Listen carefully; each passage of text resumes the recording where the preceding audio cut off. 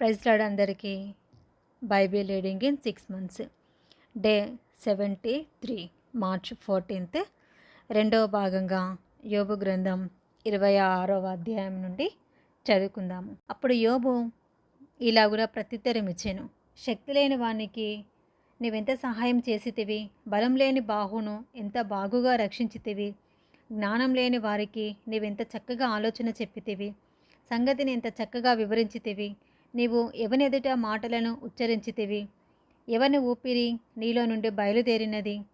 జలముల క్రిందను వాటి నివాసుల క్రిందను ఉండు ప్రేతలు విలువలలాడుదురు. ఆయన దృష్టికి పాతాళము తెరవబడి ఉన్నది, నాశన కూపము బట్టబయలుగా నున్నది. శూన్య మండలము పైన ఉత్తర దిక్కునున్న ఆకాశ విశాలమును ఆయన పరిచెను. శూన్యము పైన భూమిని వేలాడ చేశాను. వాటి క్రింద మేఘములు చినిగిపోకుండా ఆయన తన మేఘములలో నీళ్లను బంధించెను. దాని మీద మేఘమును వ్యాపింపచేసి ఆయన తన సింహాసనపు కాంతిని మరుగుపరిచెను. వెలుగు చీకటుల సరిహద్దుల వరకు ఆయన జలములకు హద్దు నియమించెను. ఆయన గద్దింపగా ఆకాశ విశాల స్తంభములు విస్మయముంది అదరును.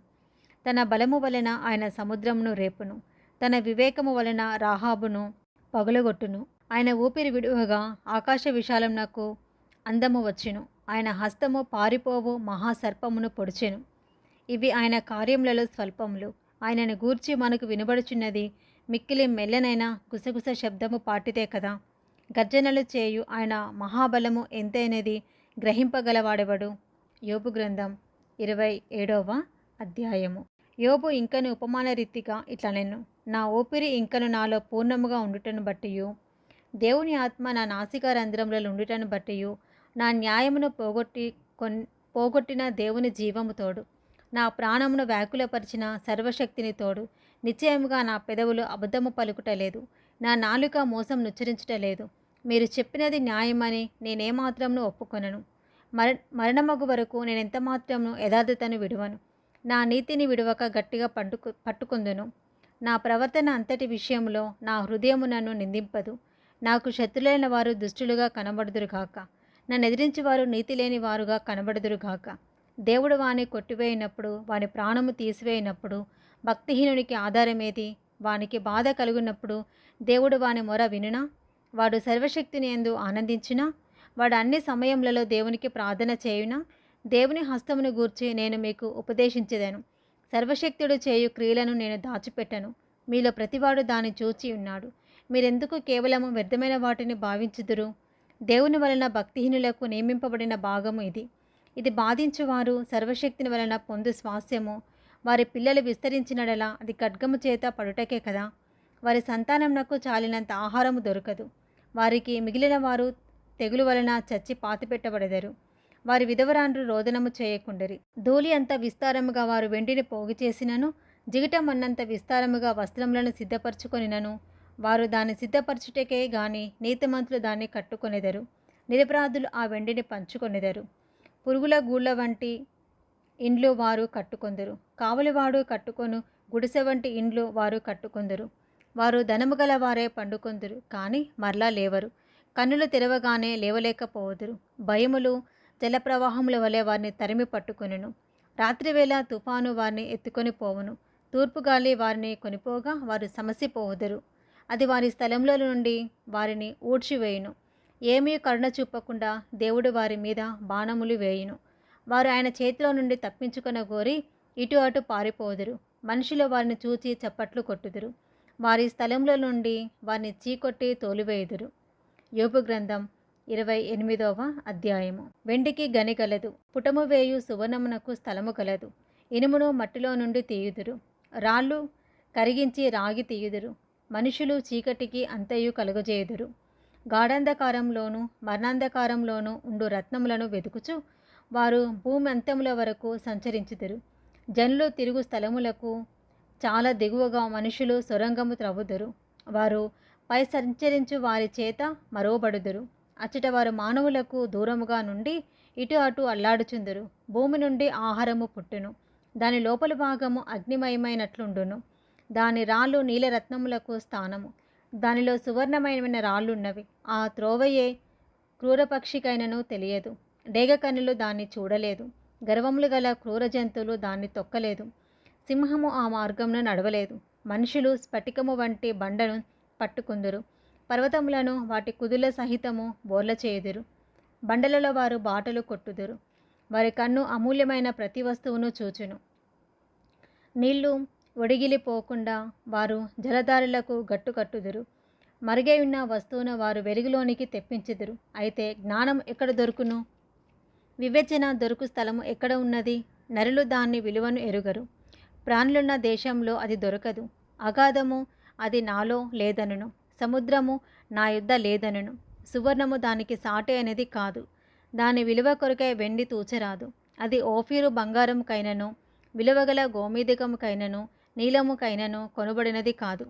సువర్ణమైనను స్ఫటికమైనను దానితో సాటి కావు. ప్రశస్తమైన బంగారు నగలకు ప్రతిగా అది ఇయ్యబడదు. పగడముల పేరు ముత్యముల పేరు దాని ఎదుట ఎత్తనే కూడదు. జ్ఞాన సంపాద్యము కెంపుల కన్నా కోరదగినది. కూషు దేశపు పుష్యరాగము దానితో సాటి కాదు. శుద్ధ సువర్ణమునకు కొనబడినది కాదు. అట్లయినా జ్ఞానం ఎక్కడి నుండి వచ్చును? వివేచన దొరుకు స్థలం ఎక్కడ ఉన్నది? అది సజీవులకందరి కన్నులకు మరుగై ఉన్నది, ఆకాశ పక్షులకు మరుగు చేయబడి ఉన్నది. మేము చెవులారా దాన్ని కూర్చిన వార్త వింటిమని నాశనమును మరణమును అనును. దేవుడే దాని మార్గమును గ్రహించును, దాని స్థలము ఆయనకే తెలియను. ఆయన భూమి అంతము వరకు చూచుచున్నాడు, ఆకాశము క్రింది దాని అంతటిని తెలుసుకొనుచున్నాడు. గాలికి ఇంత బరువు ఉండవలెనని ఆయన నియమించినప్పుడు, ప్రమాణమును బట్టి జలములకు ఇంత కొలతయని ఆయన వాటిని కొలిచి చూచినప్పుడు, వర్షమునకు కట్టడ నియమించినప్పుడు, ఉరుముతో కూడిన మెరుపునకు మార్గం ఏర్పరిచినప్పుడు, ఆయన దాన్ని చూచి బయలుపరిచెను, దానిని స్థాపన చేసి దాన్ని పరిశోధించెను. మరియు యెహోవా యందలి భయభక్తులే జ్ఞానమనియు, దుష్టత్వము విడిచుటయే వివేకమనియు ఆయన నరులకు సెలవిచ్చెను.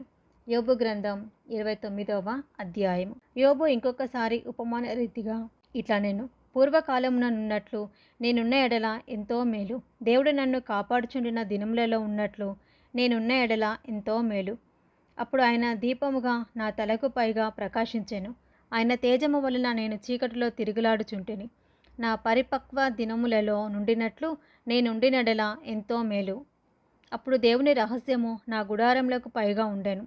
సర్వశక్తుడు ఇంకనూ నాకు తోడై ఉండెను. నా పిల్లలు నా చుట్టూ నుండిరి. నేను పెట్టిన అడుగెల్లా నేతిలో పడెను. బండ నుండి నా నిమిత్తము నూనె ప్రవాహముగా పారెను.